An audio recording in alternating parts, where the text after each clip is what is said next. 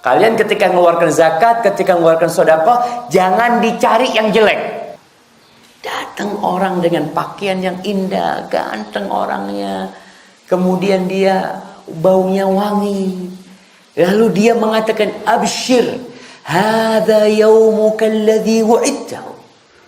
Selamat datang di channel Kalam Syiar FM. Kita masuk ke panggilan Allah yang keberapa? Yang ketujuh. Siapa yang menyebutkan yang 6 itu anak kasih hadiah? Masih ada enggak hadiah? Kayaknya ketinggalan di mobil. Tapi nanti anak kasih. Yang fadhil. Yang pertama tentang yang pertama 6 kita kan? Udah belajar 6. Ya, yang pertama apa? Coba catatannya dibuka. Tentang etika beradab terhadap Rasulullah SAW. Yang kedua, sabar, meminta tolong dengan sabar dan sholat. Yang ketiga, makan yang halal dan bersyukur kepada Allah. Yang keempat, tentang kisos dalam pembunuhan atau memaafkan dan membayar diat. Nah, yang kelima tentang puasa, dan yang keenam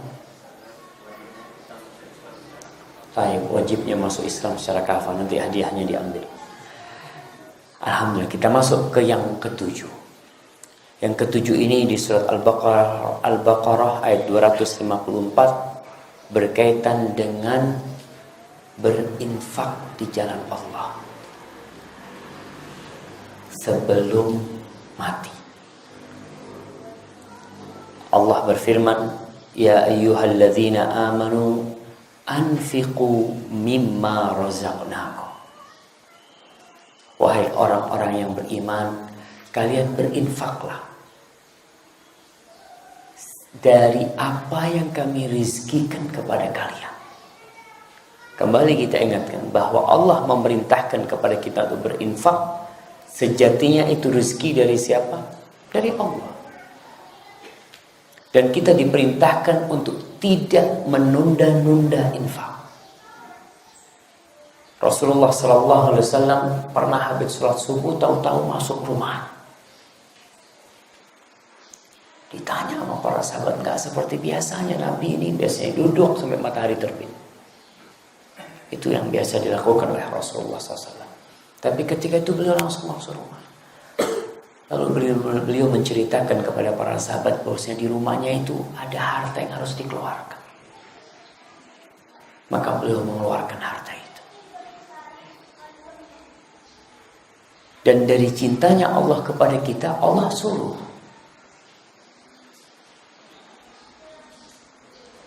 Karena apa? Karena nanti kalau kematian tiba, nggak berguna tuh harta.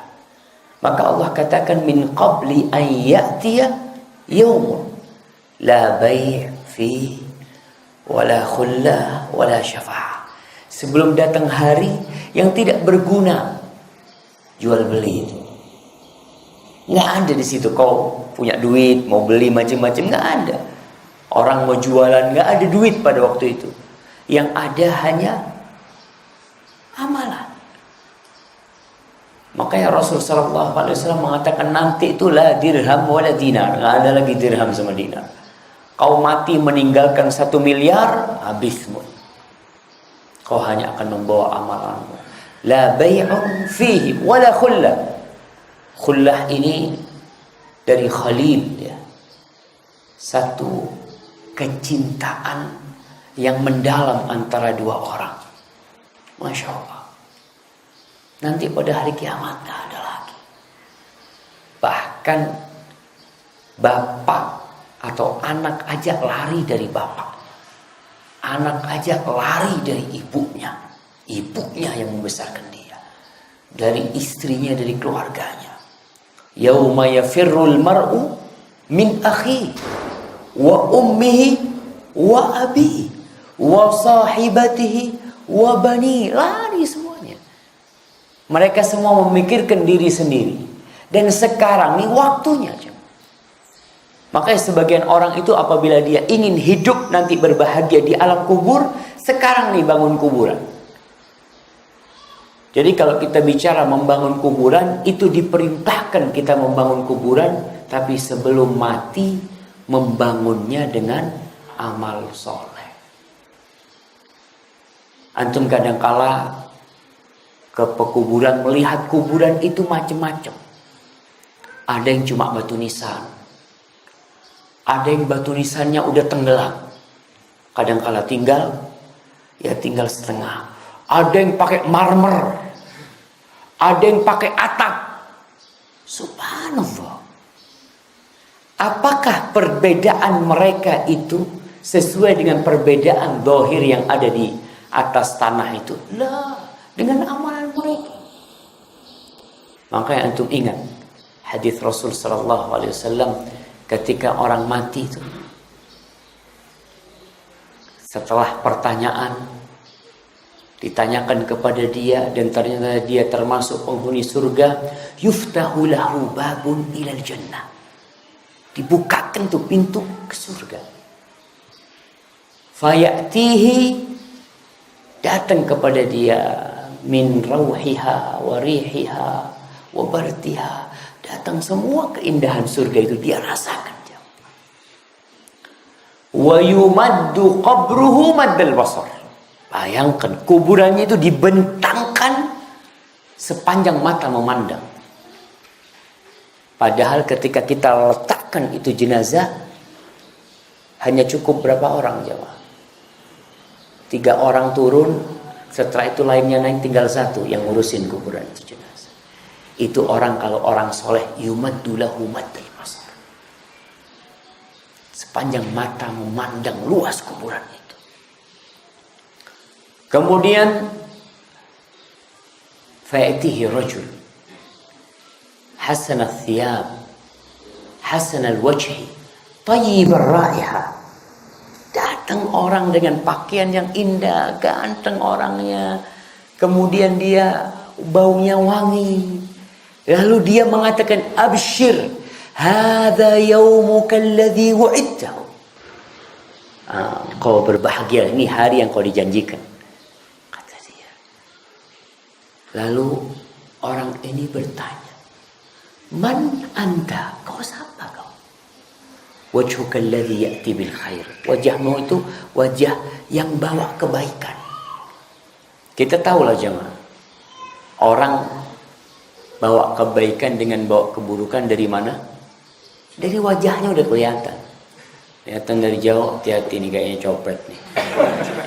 Udah kelihatan tuh, walaupun pakaiannya rapi macam-macam, tapi wajahnya itu kelihatan. Tapi ada orang mungkin kulitnya hitam. Hitam orang itu. Pakaiannya biasa-biasa. Tapi kalau lihat dari jauh, ya Allah, orang baik. Orang baik. Kelihatan jauh. Makanya nih orang yang mati mengatakan wajhuka wajhul ladzi ya'ti bil khair. Man anta? Kau siapa kau? Qala ana amaluka salih. Akulah amal kebajikan. Apa yang terjadi ketika jenazah itu mendapatkan informasi seperti ini? Aku amal kebajikanmu. Dia memandang kuburannya luas, mendapatkan wanginya surga, sejuknya surga. Maka dia mengatakan kepada da'uni ubashiru ahli. Biarkan aku ingin kasih kabar keluarga aku. Kalau aku mendapatkan apa yang sudah Allah janjikan. Maka dikatakan uskun lah, nggak bisa udah kau sudah mati. Maka tuh Allah ingatkan kita, kau kalau mau bersedekah sekarang, nanti tidak ada persahabat, orang-orang itu akan lepas dari semuanya. Yang menemanimu, yang mendampingimu hanya amalanmu. Wala syafa'ah, nggak ada syafaat. Dan kita tahu syafaat itu ada yang ditetapkan dan ada yang dinafikan. Syafaat yang ditetapkan adalah syafaat yang diberi izin oleh Allah dan untuk orang-orang yang diridhai Allah. Adapun orang-orang yang tidak diberi izin dan tidak diberi Allah, maka tidak ada syafaat. Wal kafirun humul zalimun. Dan orang-orang kafir adalah orang-orang yang zalim. Kafir itu ada dua.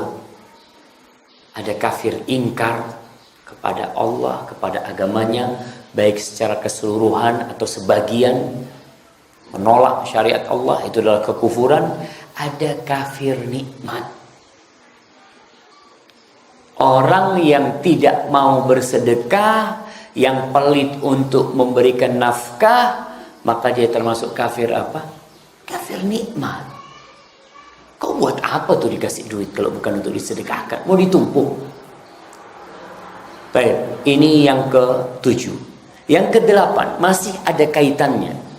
Di Al-Baqarah ayat 264, 10 ayat setelah ayat tadi. Ya, yang tadi 254. Yang ini 264. Berkaitan dengan orang bersedekah, tapi sedekahnya nggak ada gunanya. Supaya kita tahu nih, beramal ini tidak hanya yang penting beramal. Karena terus terang di masyarakat kita banyak orang yang punya pandangan mungkin kurang tepat. Dia mengatakan, Ustadz, yang penting kan sholat, Ustadz. Yang dibicarakan itu orang yang nggak sholat lah. Ini sudah sholat, alhamdulillah. Betul, kita bersyukur nih. Allah memerintahkan orang sholat, kemudian orang itu sholat, alhamdulillah. Allah memerintahkan orang itu mengeluarkan hartanya di jalan Allah, udah dikeluarkan, alhamdulillah. Tapi ada sesuatu yang membatalkan sodakohmu. Sodakoh kau udah keluar cari duit, capek, kemudian kau sedekahkan, ternyata sedekah itu mengantarkan engkau ke neraka. Sebagaimana sholat bisa mengantarkan pelakunya ke neraka. Sholat masuk neraka cuma. Apa kata Allah? Fawailul lil musallin. Orang yang sholat masuk neraka. Di sini di Al-Baqarah 264 Allah mengatakan, ya ayyuhalladzina amanu. Kembali Allah panggil. Wahai orang-orang yang beriman, la tubtilu sadaqatikum bil manni wal adha. Kalian jangan membatalkan sedekah kalian. Jangan. Apa aja yang bisa membatalkan? Salah satunya adalah bil manni wal adha. Dengan man. Man ini termasuk dosa besar. Allah tidak akan melihat kepada orang mannan. Jadi alman itu adalah mengungkit-ungkit pemberian. Kau kan dulu sudah aku bantu. Kenapa engkau tidak ingat dengan kebaikanku? Kau seharusnya balas budi. Man. Wal adha. Jadi man mengadha ini menyakiti. Menyakiti itu bisa dengan fisik. Menyakiti itu bisa dengan lisan dan bisa dengan tulisan. Dalam bab sedekah, menyakiti itu merendahkan orang itu biasanya dengan lisannya yang dia kasih.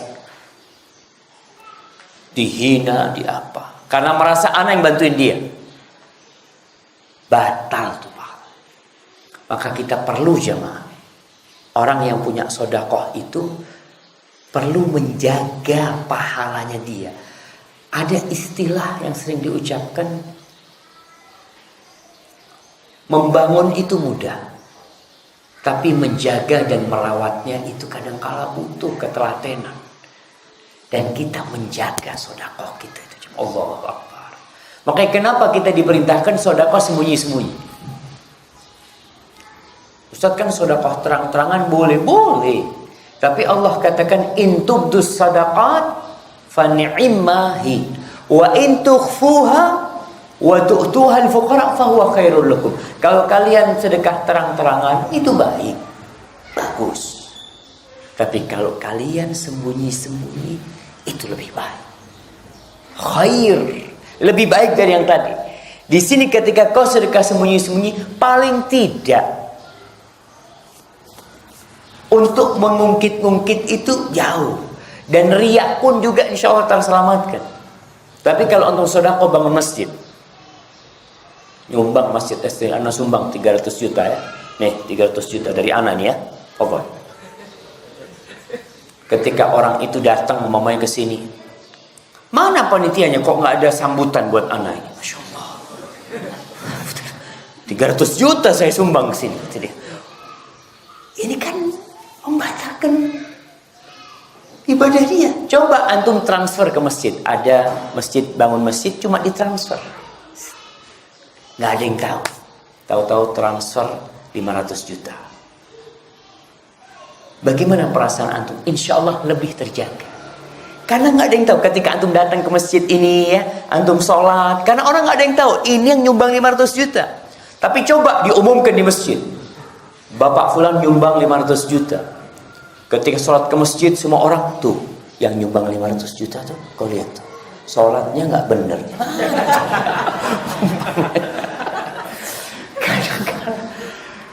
Iya. Jadi usahakanlah kita berusaha untuk tidak mengungkit-ungkit, akhirnya kita membatalkan ibadah sedekah kita. Butuh keikhlasan.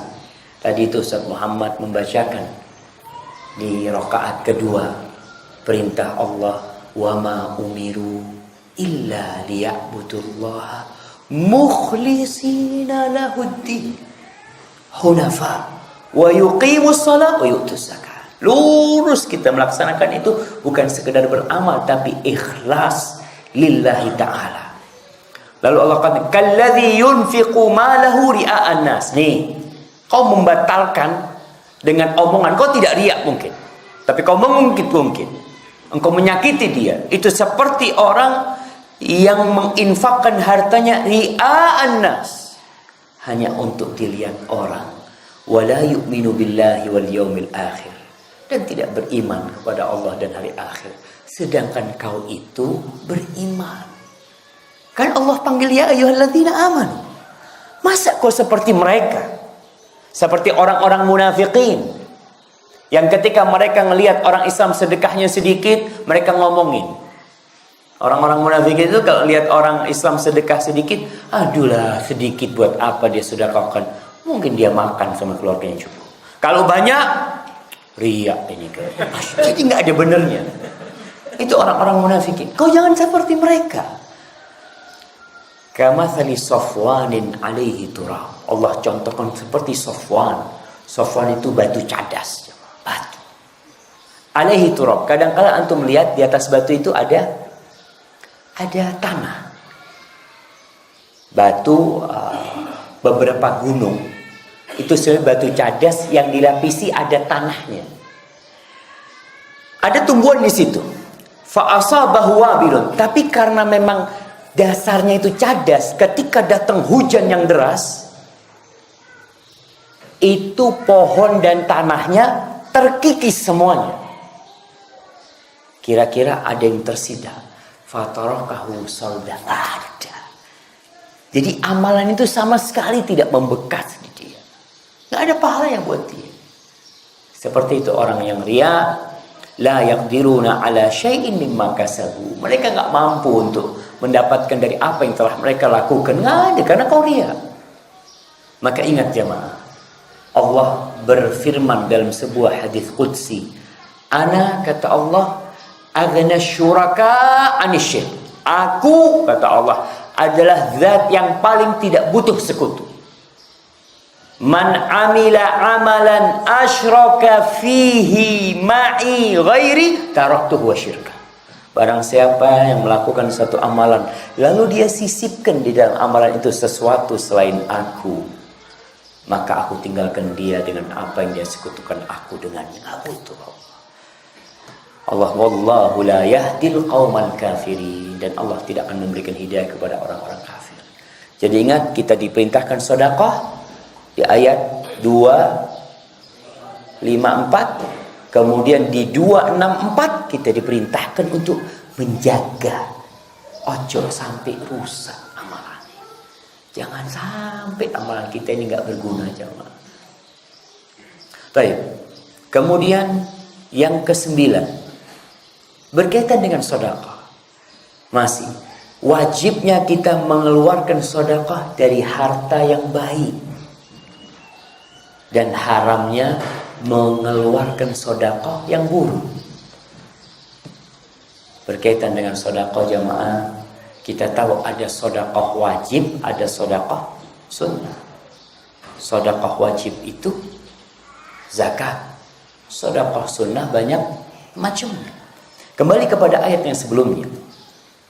Di antara faedah sedekah itu adalah menyucikan jiwa. Allah mengatakan khudh min amwalihim shadaqatan tutahhiruhum. Ambil dari mereka sedekah, yang sedekah itu mensucikan mereka. Wa tuzakkihim biha, membersihkan mereka dengan sedekah itu. Tapi ternyata ada orang-orang yang sedekah jiwanya tidak suci, hatinya tidak bersih gara-gara 3 hal yang tadi kita sebutkan. Apa? Mengungkit-ungkit, menyakiti, lalu yang ketiga riya. Kemudian di ayat selanjutnya 267 Allah menceritakan, ya ayyuhalladzina amanu, wahai orang-orang yang beriman. Kembali, kalau orang beriman dipanggil, dengarkan. Anfiqu min thayyibati ma kasabtum. Kalian keluarkan tuh, nafkahkan dari yang baik-baik dari hasil kerjaan kalian. Kira-kira orang sedekah dari hasil korupsi, alhamdulillah Ustaz, saya sudah keluarkan zakatnya. Masya Allah. Bapak korupsi berapa? Nggak banyak sih, cuma 10 miliar Ustaz. Tapi itu zakatnya banyak Ustaz. 10 miliar berapa zakatnya jemaah? 250 juta. 250 juta Ustaz, saya alhamdulillah bisa memberikan ke fakir miskin, ya Masya Allah. Nggak, Allah nggak minta dari sana. Innallaha thayyibun la yaqbalu illa thayyiban. Allah itu maha baik dan tidak akan menerima kecuali yang baik. Allah perintahkan kita tuh untuk mengeluarkan zakat dari apa yang kita hasilkan. Di sini ada dari kerjaan kita ada zakat mal. Wa mimma akhrajna lakum minal ard.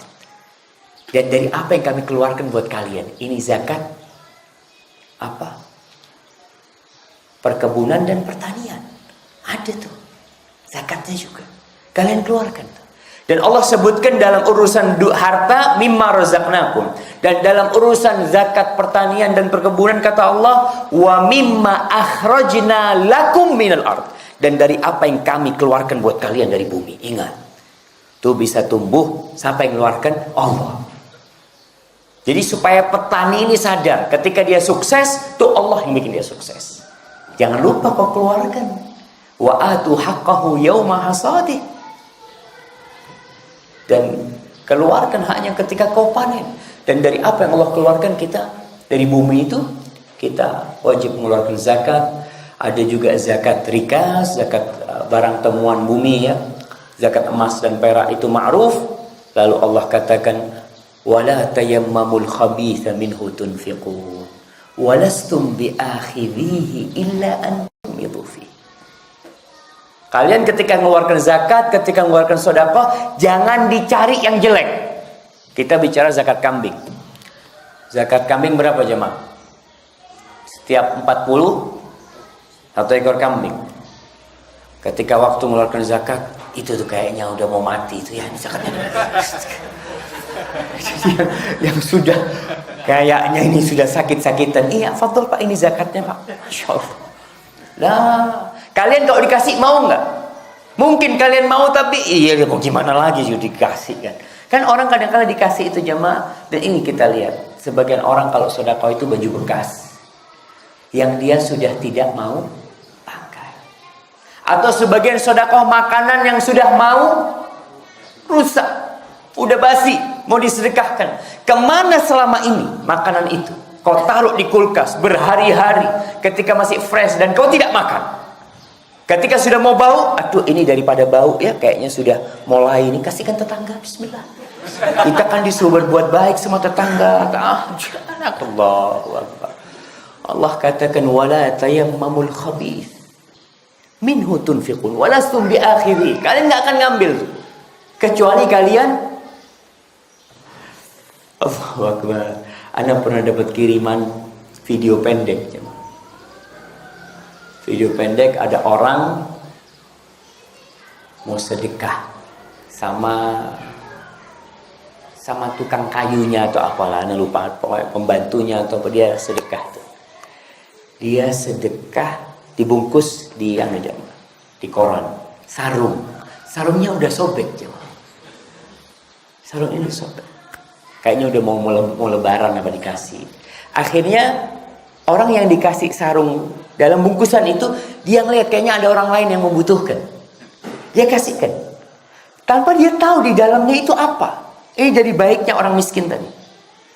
Lalu sama orang miskin dikasihkan ke orang, muter. Akhirnya sampai ke orang yang orang ini kepingin berbuat baik kepada tuannya. Dia datang. Pak, alhamdulillah saya bisa kasih hadiah buat Bapak. Oh ya makasih. Dibuka sarung dia, muter sampai ke dia. Sobek. Artinya dia udah gak mau sama itu jemaah. Baru dia berikan. Maka usahakan jemaah. Gak apa-apa ada baju layak pakai kita berikan. Nah gak masalah kita berbagi sama mereka. Tapi masih layak pakai. Kalau sudah layak jadi serbet, ya jangan dikasihkan lah. Karena mungkin kita juga akan menyakiti perasaan orang itu. Sama Allah udah gak boleh kita nyakitin perasaan orang itu. Maka perhatikan hal itu. Wa'lamu annallaha ghaniyun hamid. Masya Allah. Ketahuilah nih, ayat ini ditutup dengan dua nama Allah. Yang pertama nama Allah Ghani. Ghani itu yang maha tidak butuh, maha kaya. Kalau ada orang kaya masih kepingin harta, itu disebut kaya apa miskin? Miskin. Orang punya harta, alhamdulillah, di berangkas besinya ada uang 2 miliar, mobilnya ada 3, rumahnya ada 7. Orang kaya raya. Tapi dia masih kepingin punya rumah ke-8. Dia masih kepingin punya mobil yang ke-4. Dia masih kepingin punya uang yang lebih lagi. Oh, berarti masih miskin. Ya. Makanya Allah katakan antumul fuqara ila Allah, kalian itu miskin. Dan Nabi menekankan laisal ghina an kathratil arab. Ghina itu bukan dengan banyaknya aset, dengan banyaknya harta benda lah. Walakinnal ghina ghinan nafas. Kekayaan yang sebenarnya kekayaan jiwa. Allah itu ghani. Artinya ketika engkau bersedekah, Allah itu gak butuh sama sedekahmu. Yang butuh siapa? Kau yang butuh sama sedekah. Dan ana subhanallah jemaah, ada satu orang bantu kita untuk biaya masjid ini selama 1 tahun, listriknya ya, perawatannya.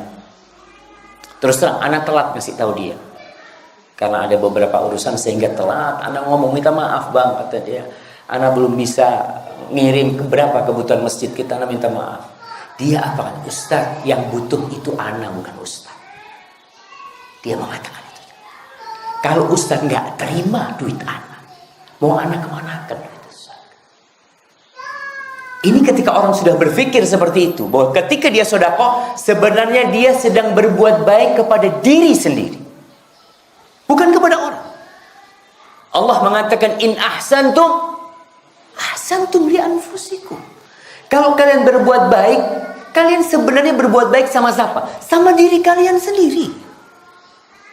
Maka di sini Allah itu ghani, Allah itu nggak butuh. Bahkan ketika berbicara tentang haji, apa kata Allah?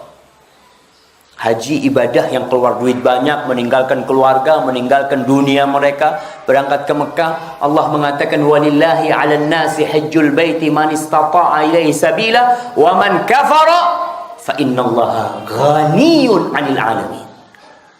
Itu wajib haji yang mampu. Kata Allah, yang kafir, yang nggak mau berangkat haji, nggak mau datang ke rumah Allah, Allah itu tidak butuh dengan alam semesta. Jangan dipikir Allah butuh kedatanganmu, labbaik Allahumma labbaik, butuh dengan keberadaanmu di Mekah, nggak butuh. Maka Allah tutup ayat ini supaya kita sadar, yang mau sedekah ini milih dia yang baik kalau bisa. Dan Allah katakan lan tanalul birra hatta tunfiqu mimma tuhibbu. Kalian tidak akan mencapai bir, puncak dari kebaikan, sampai kalian menginfakkan dari apa yang kalian cintai. Kalau ini memang udah gak suka dia. Kenapa dia sedekahkan? Karena sudah tidak suka. Kalau masih suka, apa dia sedekahkan? Enggak. Dia udah nggak suka. Maka usahakanlah kita jemaah. Ketika bersedekah, pilih sesuatu yang masih baik dan layak dipakai. Kalau itu pakaian, kalau makanan dan layak dimakan buat mereka. Dan jangan menumpuk makanan di dalam kulkas. Ana sering kali mengingatkan kepada istri ana. Ya, kita kadang-kala jarang melihat kulkas jemaah. Kita tahunya sudah tersajikan gitu kan. Tapi kadang-kala ana buka kulkas, ya ana lihat. Ana ngomong, ini kok sampai membusuk. Kadang-kala ana ada buah ya. Sampai membusuk. Ini ana ngomong, kalau nggak dimakan bagikan dia. Tapi udah busuk. Udah telat kan? Makanya jangan sampai kita telat bersedekah. Pertama, kita akan dihisab tuh. Mubadzir tuh, kau beli sampai busuk nggak dimakan dan kau tidak bagikan kepada orang. Padahal kau bisa. Maka tolong yang seperti itu diperhatikan. Jangan sampai kita tabdzir, israf, padahal kita bisa membantu orang lain. Seharusnya kita dapat pahala. Maka sering-sering bapak-bapaknya ini yang punya istri datang ke dapur. Buka tuh. Serai. Gak ada apa. Ya kalau nggak ada apa-apa, alhamdulillah, berarti habis semua dimakan kan, barokah itu jemaah. Baik, Allah tutup dengan Ghaniyun Hamid. Allah maha terpuji. Dalam segala hal Allah itu maha terpuji. Dan kita tahu tatkala kita sholat apa kata kita? Sami Allahu liman hamidah. Rabbana walakal hamd. Semuanya buat Engkau. Ya Allah, namanya pujian semuanya. Alhamdulillahi rabbil alamin. Al dalam ayat ini lil istighraq, yang mencakup semua macam pujian. Pujaan itu hanya milik Allah SWT. Maka antum jangan minta dipuji. Gak pantas antum. Apa yang antum? Kenapa antum minta dipuji? Karena sedekah. Baik. Yang ngasih harta antum siapa? Ya Allah. Yang menggerakkan hati antum untuk bersedekah? Ya Allah. Terus siapa yang pantas dipuji? Ya Allah kalau gitu. Cuma ada orang yang zalim terhadap dirinya ketika dia minta dipuji dan minta disanjung. Padahal sejatinya semua kebaikan itu dari Allah. Maka banyak-banyak memuji Allah SWT. Taib, yang ke-10. Karena kita janji mau selesaikan pagi ini jemaah. Yang surat Al-Baqarah ya. Ada 11, alhamdulillah tinggal 2. Yang ke-10 ini tentang riba. Allah berbicara sedekah, Allah berbicara juga tentang riba. Karena riba ini kan babnya cari untung. Sedekah babnya juga cari untung. Tapi beda nih. Subhanallah, di Al-Baqarah ayat 278 sebenarnya mulainya dari 75 aja. Iya. Ketika Allah menceritakan alladzina ya'kuluna riba, orang-orang yang makan riba, la yaqumun, mereka ketika dibangkitkan dengan kondisi seperti orang yang kesurupannya. Nah, kemudian di ayat 278 setelah Allah berbicara tentang hukum riba, lalu Allah memanggil kita yang beriman. Allah mengatakan ya ayyuhalladzina amanu. Ini setelah penjelasan hukum riba. Orang-orang kafir beranggapan riba itu sama aja dengan jual beli. Mereka mengatakan innamal bai'u mithlur riba. Lalu Allah mengatakan wa ahallallahu al-bai'a wa harrama riba. Allah katakan Allah menghalalkan jual beli dan mengharamkan riba. Anak kemarin di Jakarta ditanya, Ustaz, apa sih yang menyebabkan riba itu nggak boleh? Ternyata dia itu S2 manajemen bisnis, manajemen ekonomi lah dia cerita. Dia katakan, Ustadz, yang kita pelajarin dari S1, S2 semuanya itu adalah ekonomi berbasis riba. Jadi selalu dalam pembelajaran ekonomi itu kita harus pinjam sama bank. Bahkan kita itu disebut itu namanya cost of money. Disebutkan tuh berapa biayanya pinjam ke bank. Itu dihitung. Dan ada di benak kita tidak mungkin sukses kecuali dengan riba. Itu ditanamkan di kita. Bahkan kalau ingin sukses disuruh berhutang. Kalau ingin sukses, kenapa? Agar kau semangat. Agar kau nggak bisa tidur malam. mikirin bayar utang. Soalnya kalau nggak punya utang kan enak tidurnya jemaah. Jadi tidak termotivasi untuk bekerja apa. Nah, itu yang ada. Maka jangan ditanya sama anak. Sempat anak mikir apa? Oh, akhirnya anak ingatkan dia. Begini bang, utang piutang dalam Islam itu asasnya membantu.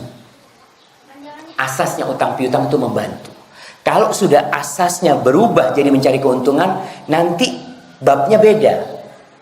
Masuk bab mudharabah, murabahah. Babnya itu bagi hasil. Kalau kau memang mau minjemin, mau cari untung, oke, kita babnya beda nih. Tapi ketika orang meminjamkan duit, mencari keuntungan, hanya dengan meminjamkan itu duit tanpa akad yang benar, maka engkau mencari keuntungan di tempat yang tidak boleh cari keuntungan. Karena bab utang piutang itu al-ihsan, membantu. Babnya dagang, mencari keuntungan. Ketika orang-orang musyrikin menyamakan jual beli itu sama dengan riba, kata mereka, aku punya uang 1 juta, uang 1 juta nih, aku belikan barang, aku belikan HP, lalu aku jual 1,5 juta, boleh nggak? Boleh.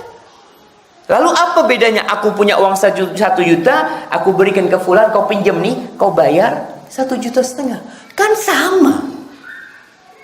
Anak modalnya sama 1 juta, keuntungannya sama 500. Terus apa bedanya? Allah katakan wa ahallallahu al-bai' wa harrama riba. Allah halalkan yang kau jual beli dan Allah haramkan yang riba. Karena tadi asasnya jual beli itu memang cari untung. Tapi asasnya mengutangi itu membantu. Ketika kau akadnya sudah cari untung, akadnya murabahah, kau harus siap rugi. Karena namanya jual beli itu ada untung, ada rugi. Kalau kau sudah mau akad mudharabah, bagi hasil umpamanya sudah, kau umpamanya ngasih uang aku 1 miliar, aku buka usaha toko, tahu-tahu tokonya kebakaran. Engkau nggak boleh minta tuh duit. Karena kau selama ini memang mau cari untung sama aku kan. Kan kita bagi hasil. Tapi kalau kau ngutangin aku tanpa cari untung, aku wajib mengembalikan 1 miliar karena akadnya memang pinjam. Maka yang terjadi tidak. Mereka cari untung lewat utang piutang. Maka Allah katakan nih, ya ayyuhalladzina amanu taqullah wa dharu ma baqiya minar riba in kuntum mu'minin. Setelah Allah berbicara tentang hukum, lalu Allah katakan, wahai orang-orang yang beriman, bertakwalah kalian kepada Allah dan tinggalkan yang tersisa dari riba. Artinya ketika ayat hukum riba itu turun, banyak orang Islam yang terjebak dalam riba. Paman Nabi Abbas itu juga pelaku riba. Ketika sebelum diharamkannya. Kan kita tahu hukum dalam Islam ini berperiode, bukan berevolusi, berjangka, ada bertahap. Oh, bertahap, masya Allah, jazakallah khair. Ini anak cari dari terjemah. Bertahap. Jadi ketika diharamkan nih riba itu, sebagian umat Islam masih terjebak dalam riba dan sebagian di antara mereka masih nyaman dengan riba. Apa nggak nyaman jemaah? Antum kipas-kipas datang fulus. Dan riba ini membunuh ekonomi sebuah negeri. Ketika orang-orang kaya tidak mau buka usaha, dia depositkan duitnya. Kira-kira jalan nggak negeri itu? Nggak jalan. Semuanya takut, anak kalau putar duit anak nanti ada ruginya. Kalau depositan pasti untung, kata dia. Iya, pasti untung, kecuali banknya yang kabur. Habis duitnya dibawa pulang. Tapi yang jelas persentase keuntungan itu besar. Ketika orang-orang takut untuk berusaha, dia hanya menyimpan duit untuk mendapatkan rente, ribanya itu, maka ekonomi sebuah negeri tutup. Maka Allah katakan, wadharu ma baqiya minar riba. Tinggalkan dari sisa-sisa riba yang tersisa. In kuntum mu'minin. Awalnya dipanggil wahai orang-orang yang beriman. ayatnya ditutup, kalau kalian beriman. Ini tantangan dari sang pencipta kepada hamba-hambanya. Kalau kalian beriman, kalian tinggalkan tuh riba. Dan kalian mengaku beriman. Buktikan kalau kalian beriman. Maka ucapan Allah, in kuntum mu'minin, ini agar kita membuktikan kalau kau memang beriman, kau tinggalkan riba. Tapi kenapa jamaah di negeri kita banyak orang melakukan riba dan merasa tidak dosa, merasa kayaknya nggak berdosa, bahkan dia merasa nyaman melakukan riba itu karena faktor ilmu. Yang pertama, mungkin pernah ada seorang datang ke rumah ana mau pinjam duit. Anak waktu itu nggak punya duit. Dia ngomong, Ustaz, kita ini, dia bawa temannya. Dia itu gadaikan sepeda motor. Lalu dia pinjam duit. Dia ingin tebusan, dia ingin terlepas dari riba. Ini, itu. Kalau Ustaz nggak bantu, mungkin dia pinjam riba lagi. Macam-macam dia ngomong kayak gitu. Lalu anak ceritakan supaya orang ini, soalnya omongannya sangat gampang. Kalau nggak dibantu mau pinjam riba lagi. Ana sampaikan kepada dia beberapa hadis tentang haramnya riba. Salah satunya adalah dirhamun riba ya'kuluhu ar-rajul wa huwa ya'lamuhu ashaddu min 36 zanya. 1 dirham riba yang dimakan oleh orang, dan dia tahu itu riba. Dia tahu, artinya dia punya ilmunya. Itu lebih dahsyat, lebih parah daripada 36 kali berzina. Bayangkan. Kenapa Nabi itu mewanti-wanti? Karena orang meremehkan hal itu. 36 kali berzina, bayangkan. Kalau orang dikatakan berzina, engkau berzina, na'udzubillah, ya Allah, mudah-mudahan aku dan anak keturunanku diselamatkan dari zina. Riba, ya apalagi sudah. Nah, ketika ngomong riba, dia itu biasa gitu loh jamaah. Seakan-akan remeh. Padahal lebih parah dari 36 kali berzina. Dalam hadis lain, ar-riba salasun au isnani wa sab'una bab. Adnaha. Dosa riba itu 70 lebih. Tingkatannya tuh yang paling rendah seperti anak yang menzinai ibunya, bayangkan jamaah. Na'udzubillah min dzalik jamaah. Maka Allah mengingatkan, in kuntum mu'minin, jangan main-main sama riba. Umat Islam jadi hina, terhinakan, dikuasai oleh musuh-musuhnya gara-gara riba. Pesan Rasul sallallahu alaihi wasallam, idza tabaya'tum bil'ina wa akhadtum adhnabal baqar wa raditum biz-zara' wa taraktumul jihad sallatallahu alaikum dhullan la yanzi'u hatta tarji'u ila dinikum. Tuh, kalau jual beli kalian sistemnya ina, riba yang terselubung. Para ulama menjelaskan riba terselubung ini karena masyarakatnya masyarakat muslim yang mereka menolak riba, sehingga melakukan riba dengan cara sembunyi-sembunyi. Itu jamaah, itu aja Allah kasih kehinaan. Bagaimana yang terang-terangan melakukan riba dan merasa nggak dosa lagi. Allah akan timpakan kehinaan kepada kalian yang tidak akan dicabut sampai kalian kembali kepada agama kalian. Salah satunya nih, di surat Al-Baqarah ayat 278 Allah mengingatkan kita untuk meninggalkan riba. In kuntum mu'min, kalau kalian beriman. Allah tidak cukup di sini masalah riba. Selesai enggak? Allah mengancam, fa in lam taf'alu. Kalau kalian tidak melakukan itu, tidak berhenti melakukan riba, tidak berhenti makan riba, tidak berhenti bermuamalah dengan riba, fa'dzanu biharbin, maka kalian terima pengumuman itu. Ada pengumuman buat kalian. Pengumuman apa? Perang. Minallahi wa rasulih. Allah mengumumkan perang dan rasulnya. Gak main-main jamaah. Riba ini Allahu Akbar. Wa in tubtum, tapi subhanallah, ini rahmat Allah. Allah itu menggabungkan antara tarhib wa tarhib. Allah kadang-kala mengancam. Iya, kalau kita baca Quranul Karim kita akan melewati ayat-ayat tentang neraka, tapi juga ayat-ayat tentang surga. Karena orang itu butuh dikasih ancaman dan butuh dikasih harapan.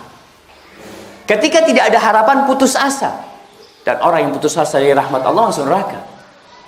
Maka kita tetap memberikan harapan kepada orang-orang yang melakukan riba. Apa kata Allah? Wa in tubtum, kalau kalian bertobat kembali kepada Allah, falakum ru'usu amwalikum, bagi kalian modal kalian.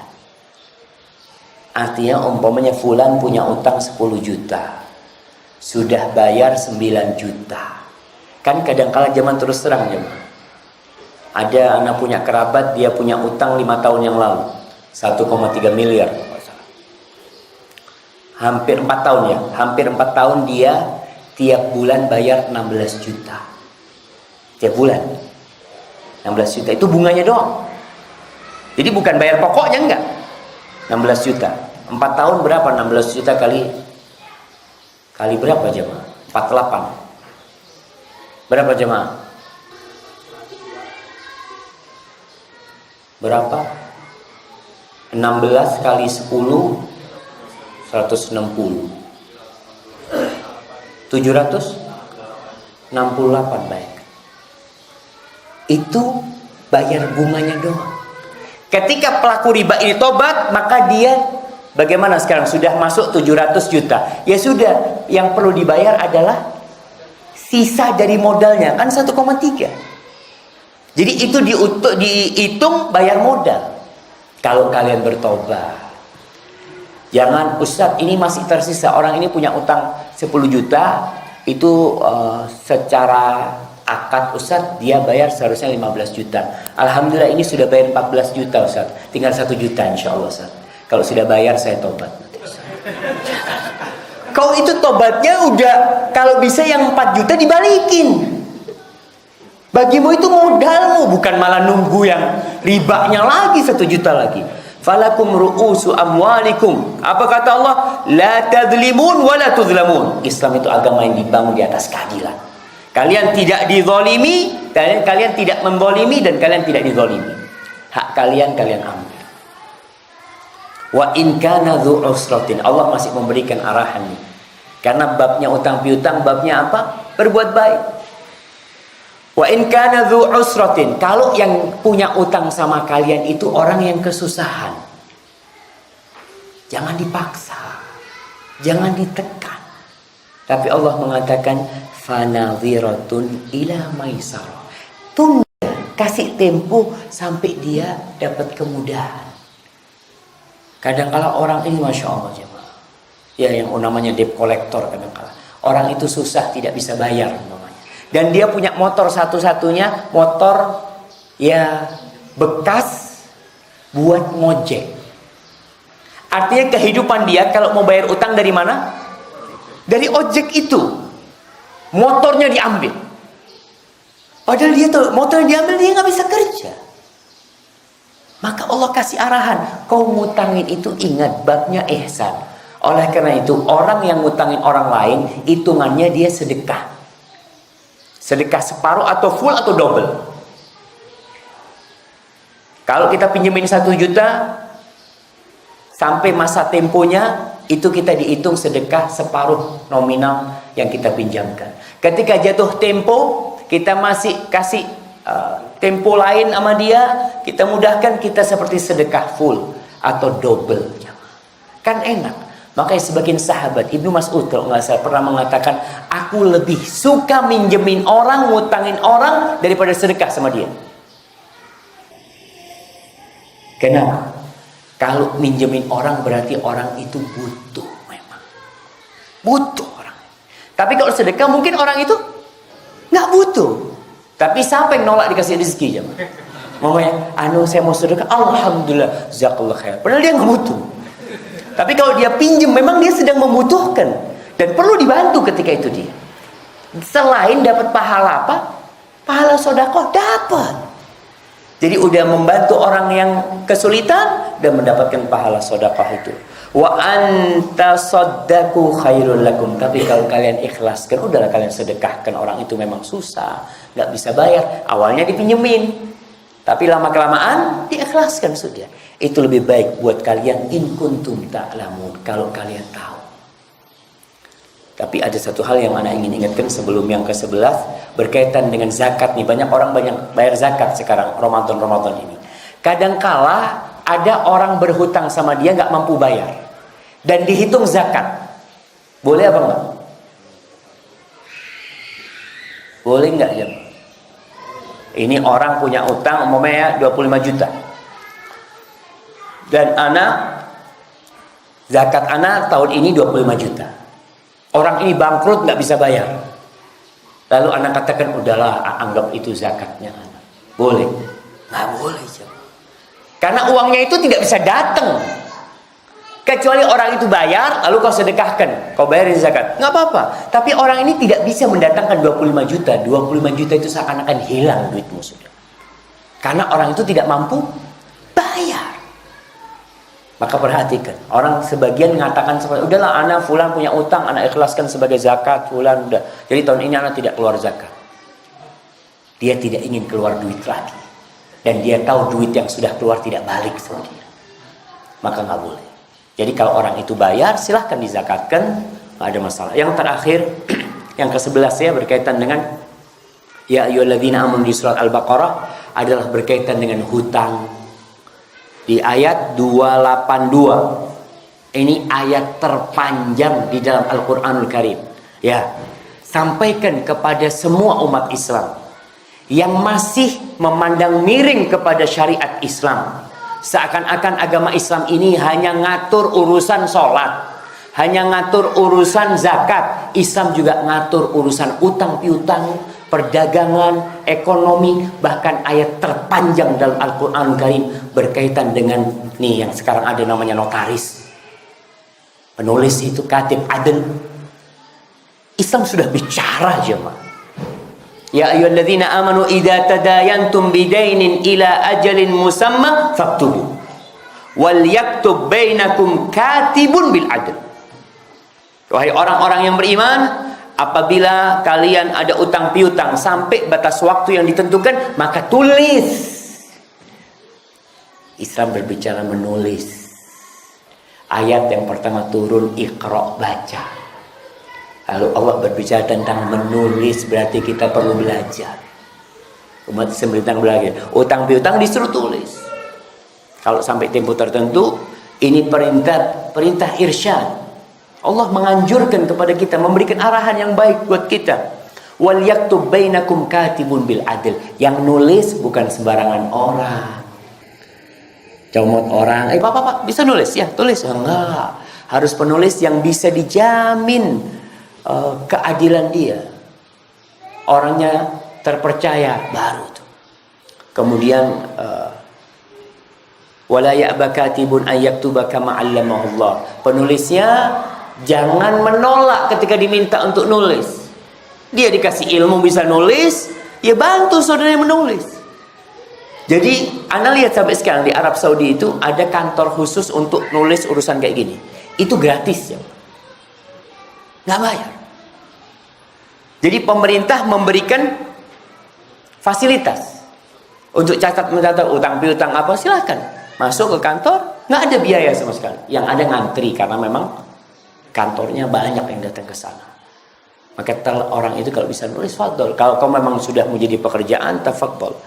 Allah mengatakan wal yaktub wal yumlil ladzi 'alaihi al-haq wal yattaqillaha rabbah wa la yabkhas min syai'in. Antum baca sampai terakhir nih karena waktunya sudah terakhir. Cuma yang anak ingin ingatkan, dalam Islam itu urusan jual beli, urusan utang piutang dibicarakan. Jadi Islam bukan hanya ngurusin urusan sholat di masjid. Islam ini agama dunia dan akhirat. Semua urusan dunia sampai masuk toilet. Antum cari sebuah aturan di muka bumi ini yang berbicara tentang masuk toilet harus pakai kaki atau dianjurkan pakai kaki kiri, keluar pakai kaki kanan. Kalau mau buang hajat tidak menghadap ke kiblat, tidak memulai kiblat. Di aturan mana ada? Islam berbicara itu. Jadi tolong, kadang-kadang rasa sedih orang Islam sendiri nggak suka sama Islam, Muslim. Maka kayaknya dia harus baca ya ayyuhalladzina amanu. Baik jamaah, hadza wallahu a'lam bishawab. Pertanyaan nanti zuhur karena sudah matahari udah terbit. Ini sebagian jamaah ana lihat sudah kepingin tidur ya. Subhanakallahumma wa bihamdika asyhadu an la ilaha illa anta astaghfiruka wa atubu ilaik. Assalamualaikum warahmatullahi wabarakatuh. Terima kasih sudah menyimak dan menonton sampai akhir. Semoga kita semua mendapat pembelajaran dari ceramah yang kita dengarkan. Barakallahu fikum.